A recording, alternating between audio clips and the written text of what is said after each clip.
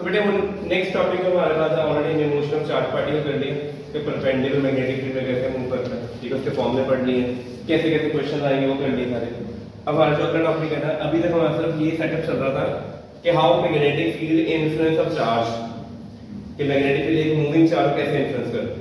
हमने ये नहीं पढ़ा कि मैग्नेटिक फील्ड का सोर्स कौन है।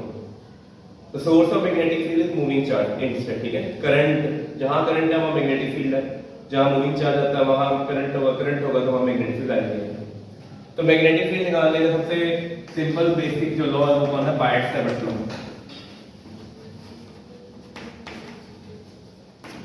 पेपर में तो बायट-सैवर्ट लॉ का 2 मार्क क्वेश्चन आता है, क्योंकि डेरिवेशन तो है नहीं। वो कहेंगे डायग्राम बनाओ और वेक्टर फॉर्म में इसका एक्सप्रेशन लिखो, ठीक है। तो कैसे करना पहले आपने x axis, y axis, v axis, ऐसे कोई भी वायर है, इट्स करंट कैरिंग वायर, ठीक है।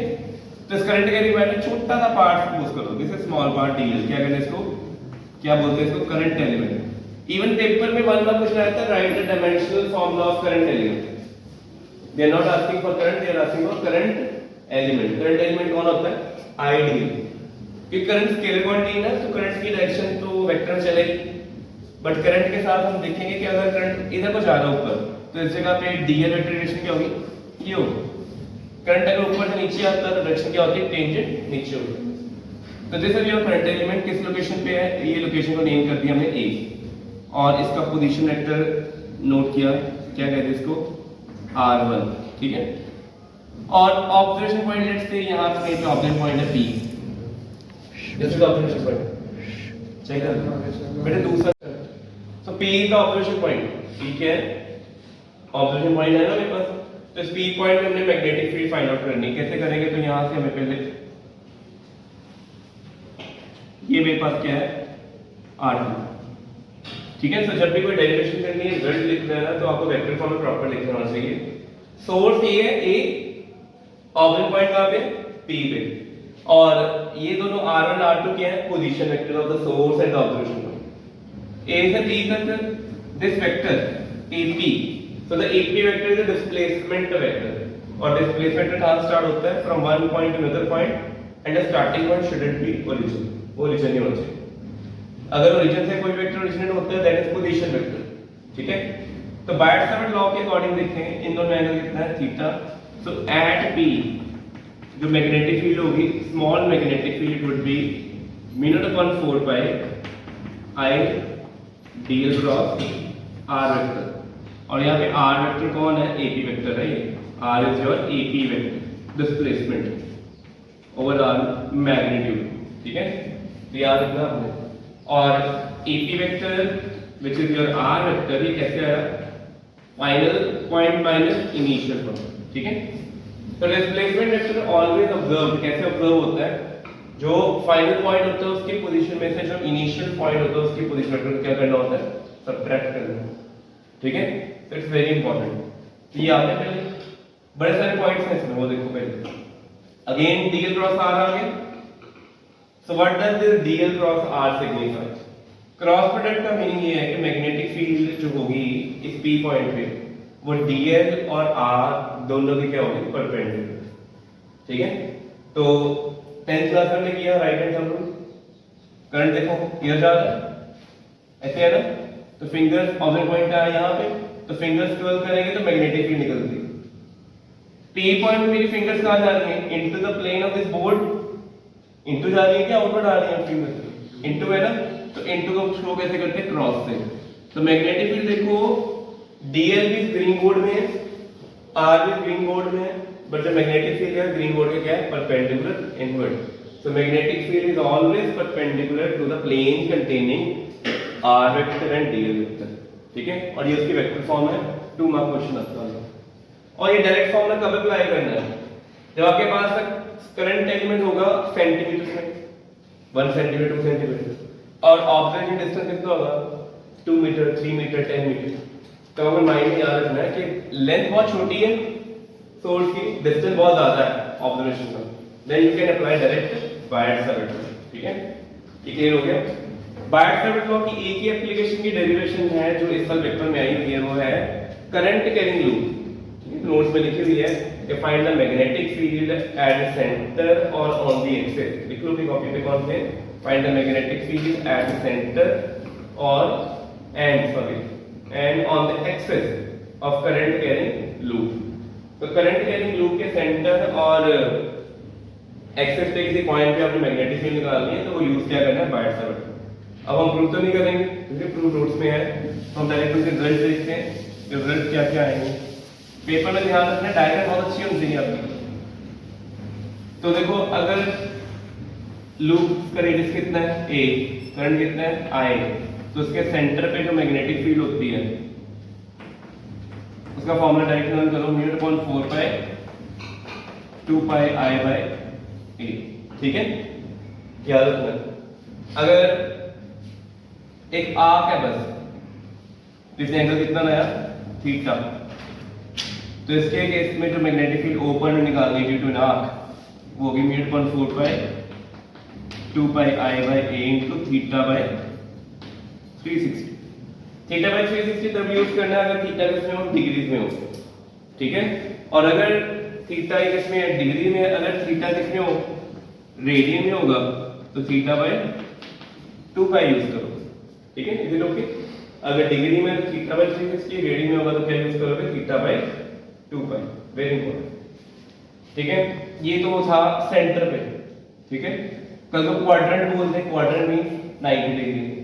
कल को ठीक है 60 डिग्री बोले 60 बाय 360 कर दोगे। ठीक है, और अगर मेरे पास इसके एक्सिस पे क्वेश्चन आ रहा है, तो ये लूप है, ये एक्सिस पे कोई पॉइंट P है, डिस्टेंस कितना x है, ये कितना a है, ये कितना होगा रूट a² प्लस x², और करंट ऐसे जा रहा है। ठीक है, तो P पॉइंट पे जो मैग्नेटिक फील्ड होगी, देखो इस केस में एग्जामिनर को ना ये बताना होता है कि कौन सा पार्ट इनवर्ड है, कौन सा आउटवर्ड है। तो जो आउट वाला पार्ट होगा उसको मैं ना थोड़ा सॉलिड शो कर देता हूं।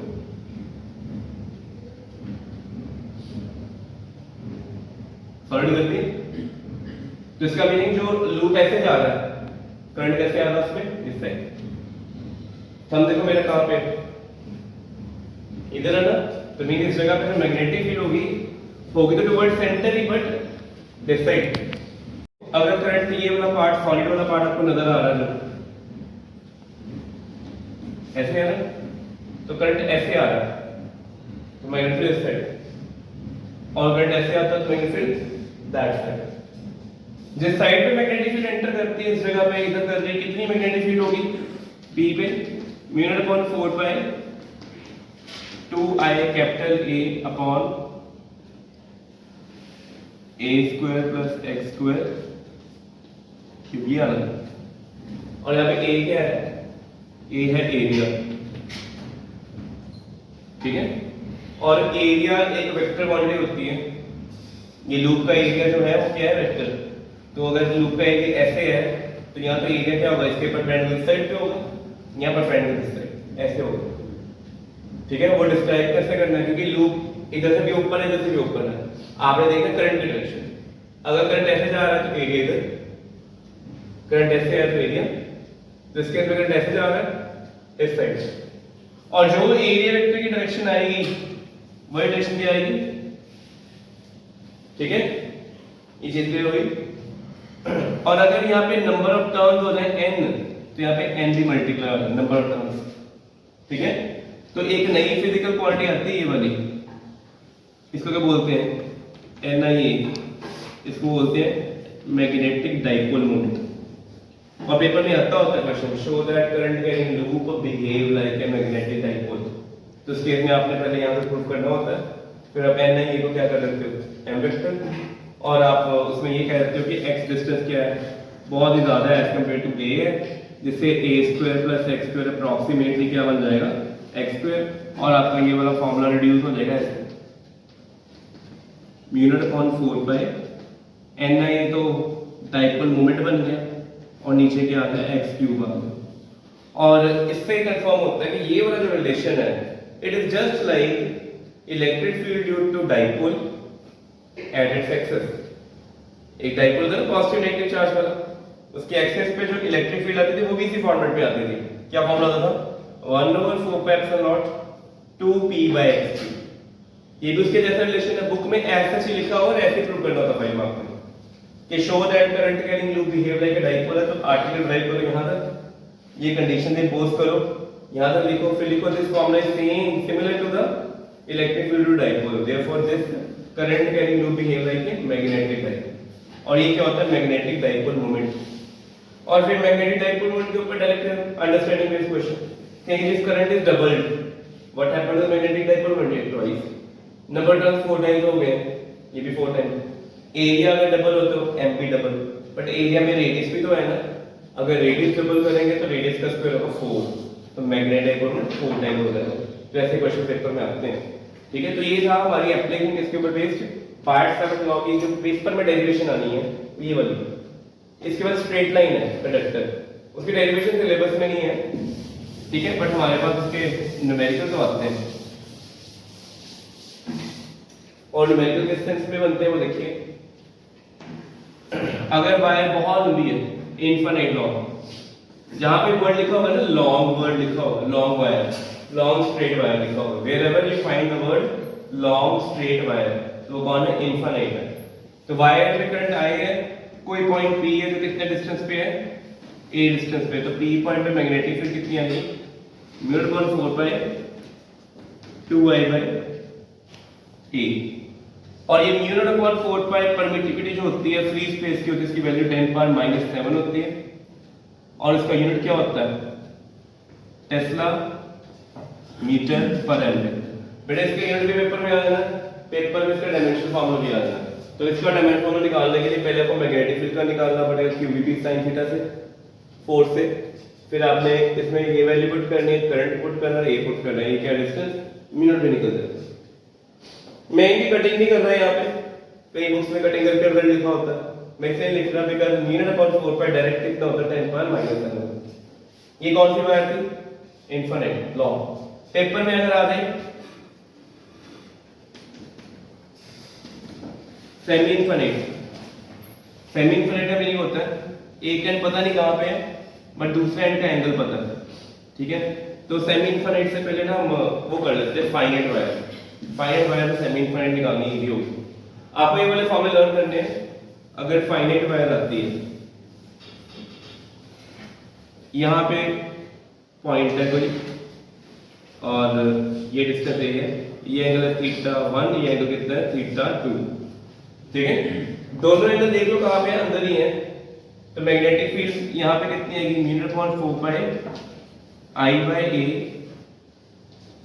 sin θ1 cos θ1 प्लस cos θ2, ये याद रखना, ठीक है। अगर ये वाला एंड बहुत दूर चला जाए, θ2 कितना हो जाए? 0। देखो अगर ये पॉइंट रूप में जाए, ऊपर में जाए, θ2 एंगल कितना था वो धीरे धीरे क्या होता जाएगा? कम होता जाएगा, कम होकर इंफिनिटी पे कितना हो जाएगा? 0। सेम फॉर द θ1 और cos 0 plus cos 0 1 plus 1 2 final आ गया ना इंफिनिटी। और अगर एक एंड वैसे ही है, दूसरा एंड इंफिनिटी पे चला गया, तो फिर cos 0 एक 1 हो जाएगा, दूसरा ऐसा cos थीटा देगा, ठीक है। तो अब पेपर में फाइनाइट वायर आए, सेमी इनफिनिट वायर आए, तो एंगल पता होना चाहिए, इनफिनिट में तो 2 ही होता है। तो ये किसकी एप्लीकेशन हमारे पास? बायट सावर्त लॉ की एप्लीकेशन है। तो यहाँ बायट सावर्त लॉ तक हमने सारा कंप्लीट कर दिया, ठीक है। सो नेक्स्ट हम आगे रिवाइज करेंगे, फिर क्वेश्चन करते हैं।